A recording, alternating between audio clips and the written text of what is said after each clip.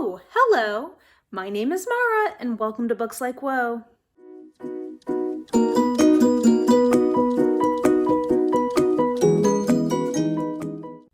Alrighty guys, it's that point of the month where you are probably thinking to yourself, I wonder what Mara is reading right now. I'm sure, right? You guys think that much about what I've got going on in terms of reading.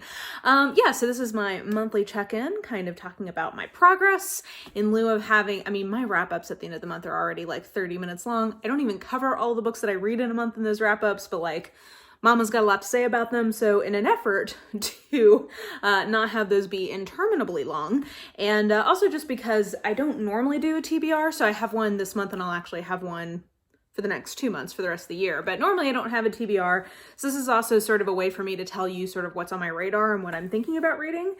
So far this month, I would say I've been working on kind of like getting my engine revved again for my reading. I think at the end of September was a very anxious month, and luckily that has like simmered down, which is great. Knock wood, knock bamboo, that will continue. But I think because of that, I got in a real specific comfort reading mode where I was reading a lot of the In Death series and a lot of like light contemporary novellas, like romancy kind of things. And I think that kind of getting out of that and more back on track for what I'd had planned for this month has been a little bit of a challenge. So I've ended up reading more of the In Death series than I had really planned to read, but I think that's okay. The good news is that I think I will be caught up with the main books in the series by the time the next one comes out, which is in February. So that's really exciting because I didn't think that would be possible, but I don't know that I'll completely catch up with the series this year, which was my original goal, but I should get through most of the novels this year, and then I would just have one or two to catch up with before the next one comes out in February. So that's the silver lining. And actually, I've read, I think, 11 books so far this month, and I have been making decent progress on the TBR that I shared with you guys back at the beginning of October. So anyway, let me tell you a little bit about those books that I have already read. Okay, so I will tell you that I did read a lot of things that things that I liked but didn't love has been sort of the theme so far. So in terms of what I've read that I probably didn't really like that much, yeah, I think I would probably say the two things that were most disappointing to me was, and neither of these were bad, I didn't have like a bad time reading these, I should say, but they weren't as good as I was hoping. So one was Twice in a Blue Moon by Christina Lauren. This, I think, kind of objectively isn't bad. It's just not really what I like from Christina Lauren. So I tend to much prefer them when they're doing stuff that's on the romantic comedy end of things. Think like The Unhoneymooners. And this was definitely more of a like angsty contemporary. It reminded me a lot of the book Roomies from them, which is probably my personal least favorite book. I don't know, maybe this one would be my new least favorite from them. Not because it was bad, like I gave this 3 stars, but I just don't like that mode from them. So Twice in a Blue Moon is sort of like a second chance at love, like teenage, like torn apart through misunderstanding and like circumstance, coming back together. The heroine's an actress, the hero is like a writer guy, and it was a well enough executed book. I just that's not what I go to Christina Lauren for, so in that sense it was a little like, And then Falling for the Highlander by Lynsay Sands, y'all know, I love me some Lynsay Sands historical trash. And I say that, they're not trash, they're just like brain candy. They have like a very specific formula. It is a formula that I love, but in this case, I just felt like there wasn't any extra pizzazz, so I ended up giving it like 2.5 stars because like I was in the mood for that kind of comfort read historical romance, and it hit the spot. Like it hit all the beats I would expect it to, but it didn't do anything. Usually they have at least like something that's a little fun and different.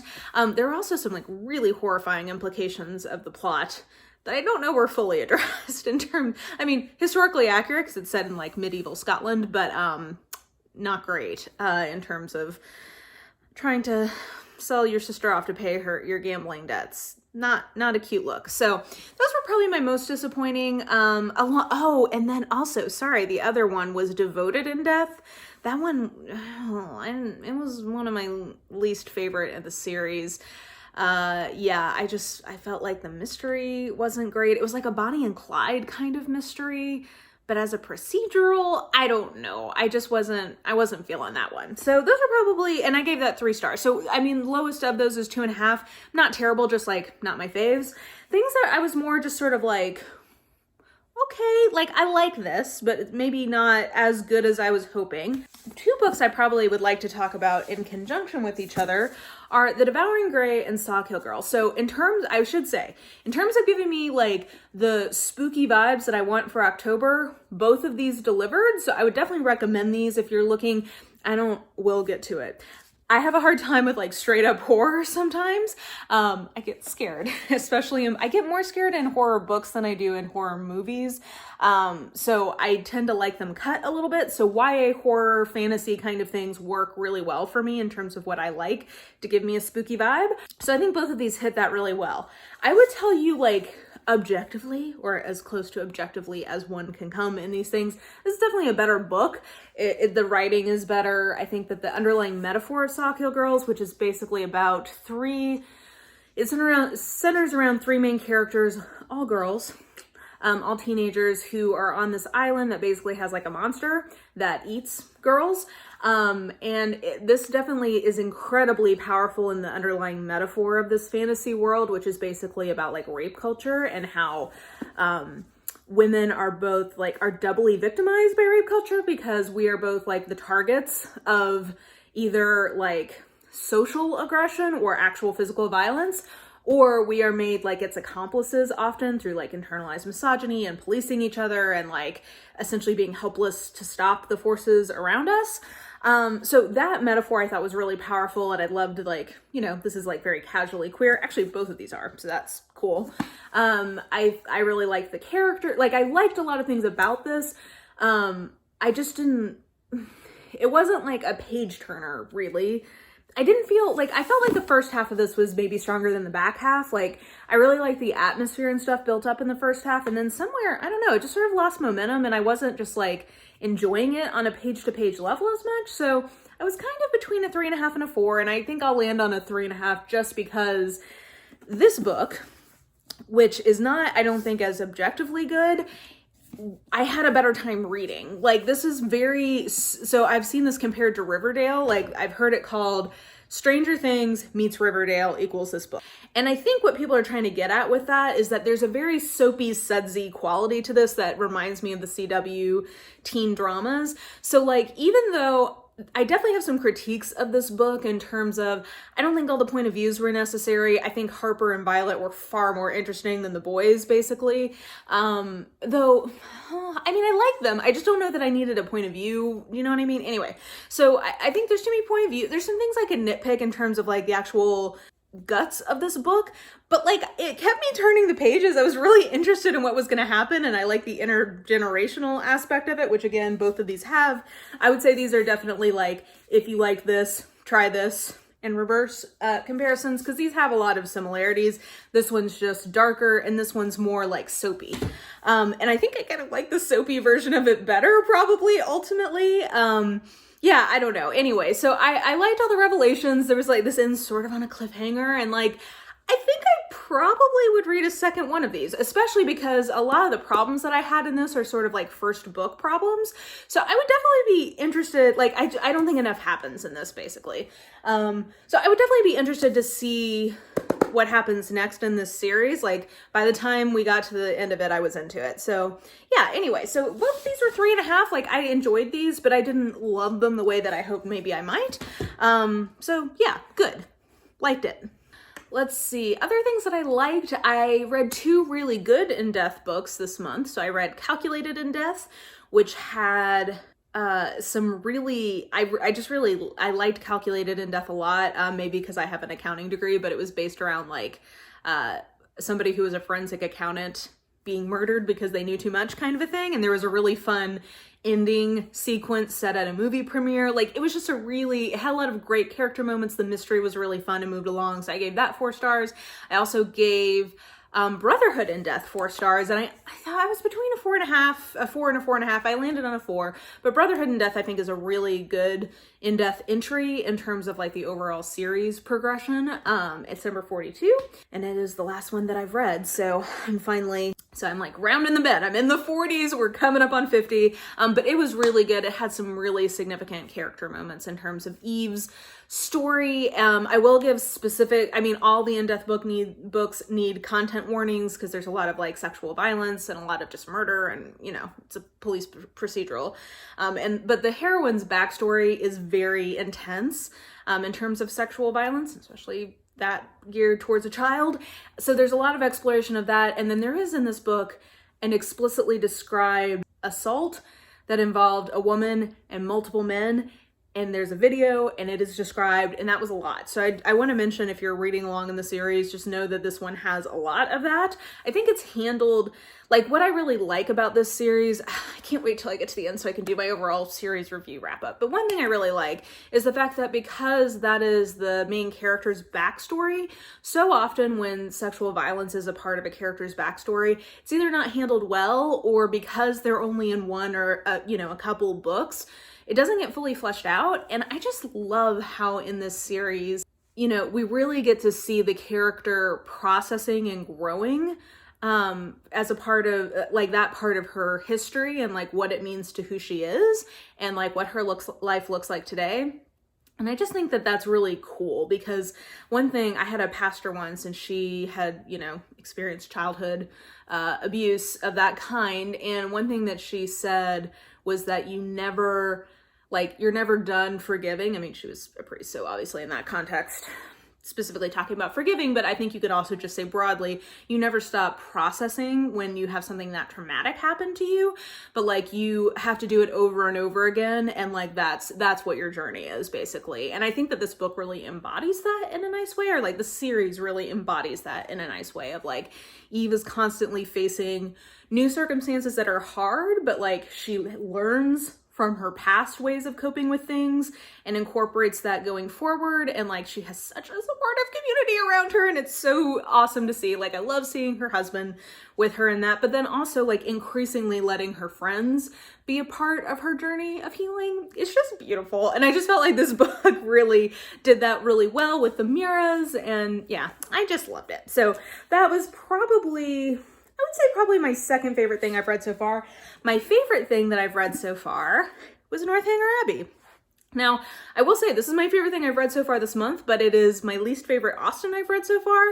That bar is very off because Jane Austen's awesome. If you like what she does, this is a good version of what she does.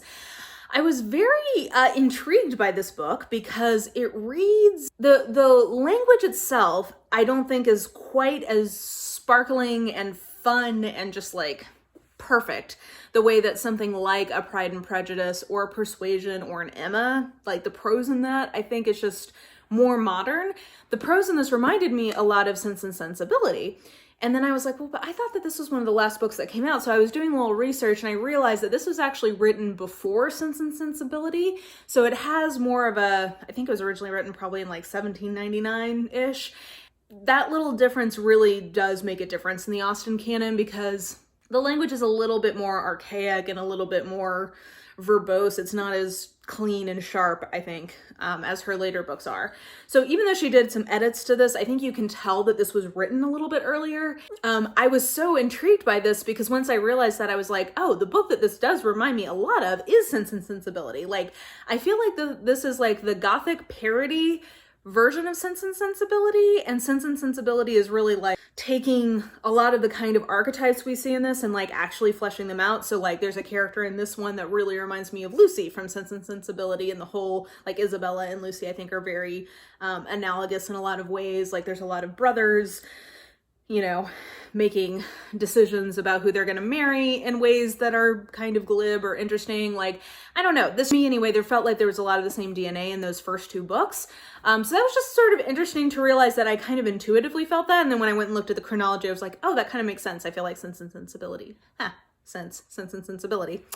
I feel like Sense and Sensibility really kind of like deepens what's happening in this book. That said, this book is so meta, and I really enjoy Jane Austen in that mode. Like, this made me laugh. This was a very funny book. I also really like Mr. Tilney. Like, I think he's one of my favorite Austen heroes. Like, he's very swoony, honestly. I was digging him. So I really like that. And then I feel like the ending, I really like the last sentence here.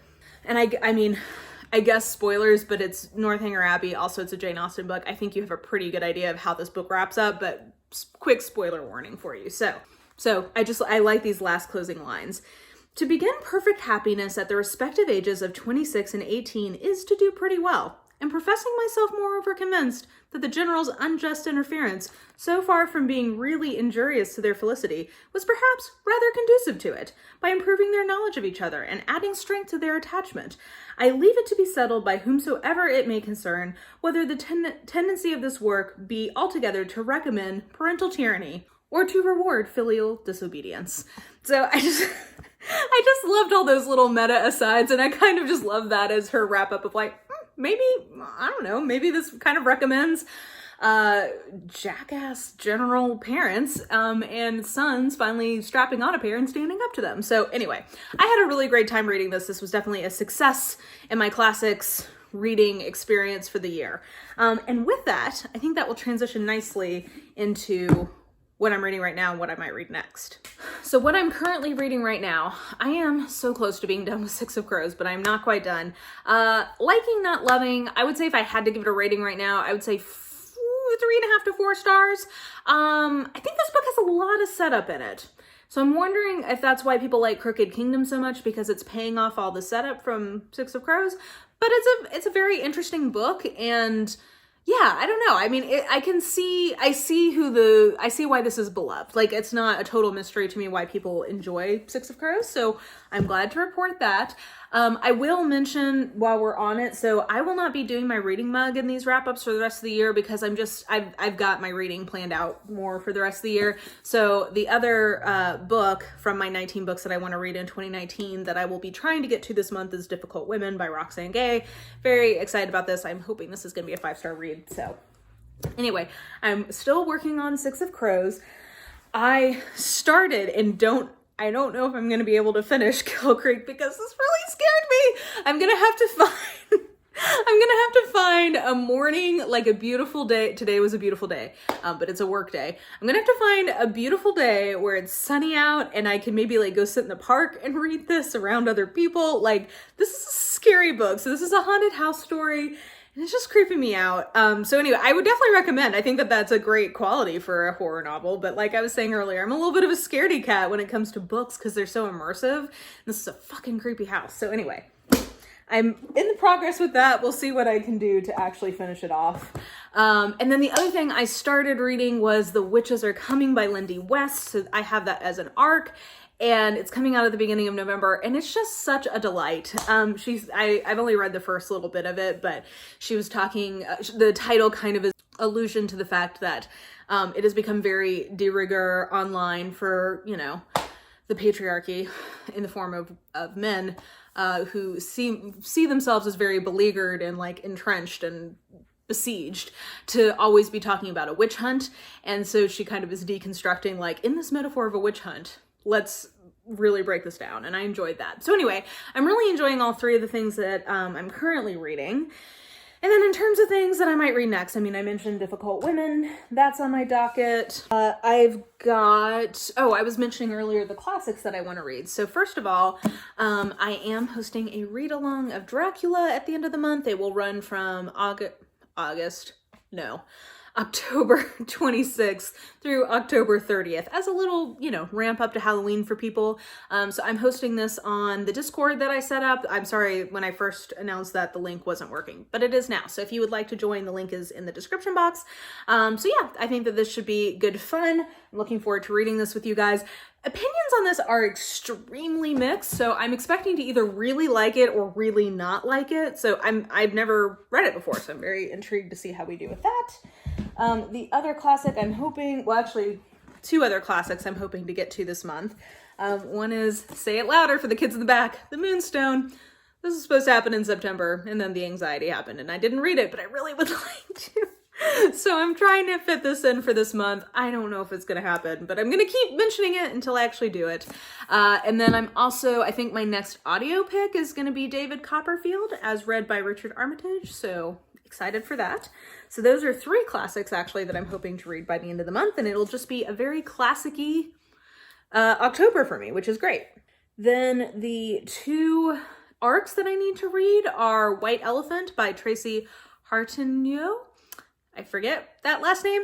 And that is coming out on October 29th. So I definitely need to read that here in the next few days. Looking forward to it. It is a, I think, isolated close circle mystery, or at least adjacent to an isolated close circle mystery, because it is at an office party where somebody starts giving out like crazy white elephant gifts, and people start dying and secrets start coming out. I don't know. Seems like it's going to be really fun. So I have that. And then I also have the Bromance book club by, I believe, Lyssa K. Adams, which is like a rom-com kind of thing. And I believe that that comes out at the beginning of November. So those are the 2 arcs that I need to read.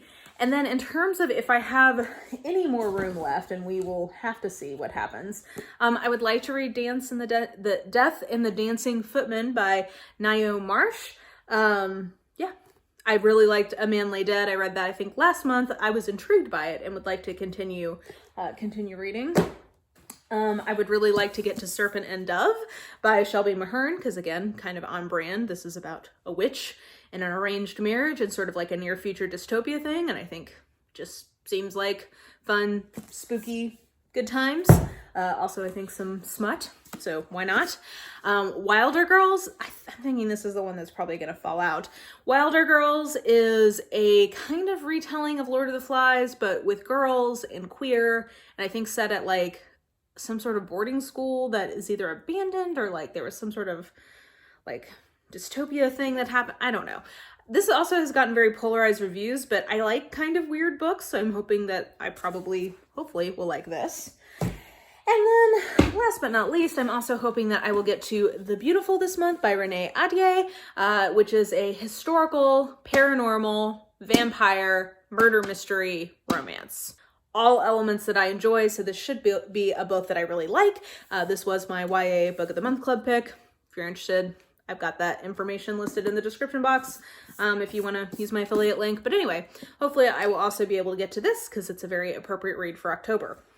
Is that everything? I feel like that's a lot, and I think I already know that not all of this is going to happen, but you know, I persevere on in hope that I will someday get to all the books that I'm trying to read.